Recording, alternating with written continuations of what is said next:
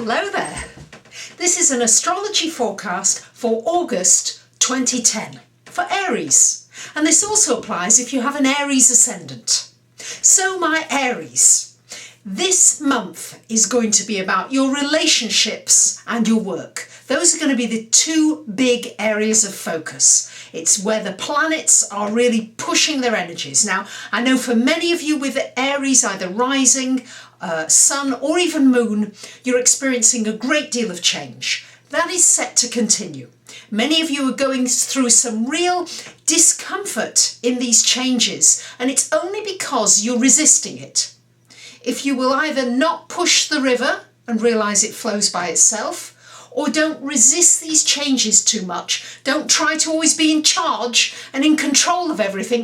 If you will go more with these changes, then you may find that your life doesn't have to be quite as turbulent as it has been.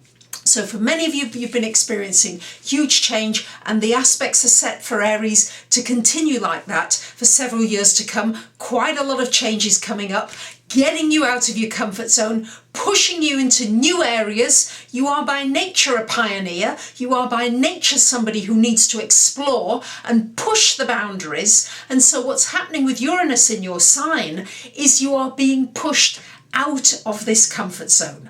Now, what's happening is there's a strong focus this month on your relationships. We've got 3 planets in the house of relationship for much of this month. Now, one of them is Saturn. So with Saturn in your house of relationship, it means that you need to be very realistic about your relationships. Maybe some of you have got rose-coloured glasses on and are not seeing your relationships clearly enough. And you may be coming down to earth with a bump. As well, there could be endings in relationships with this aspect.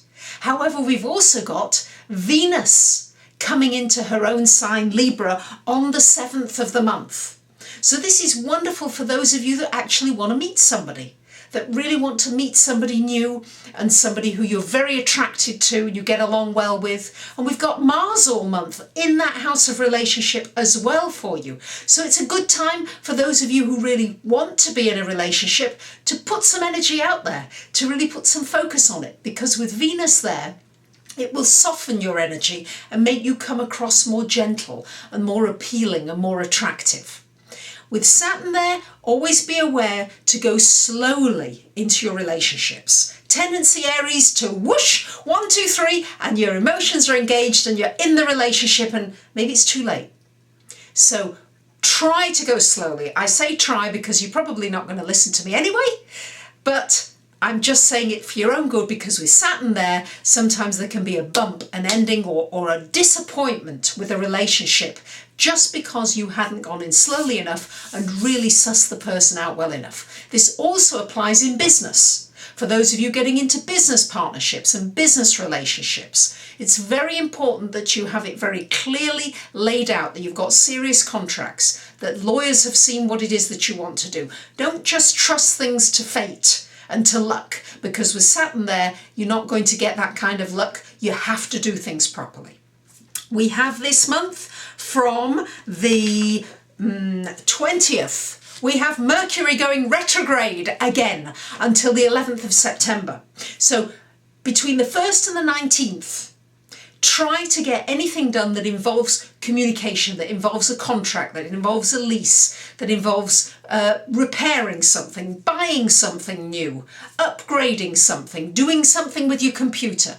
Try and get all that done in the first 2 and a bit weeks of the month before Mercury goes retrograde. Once it goes retrograde, it's a time for inner work, it's a time for thinking, for reflection, for research.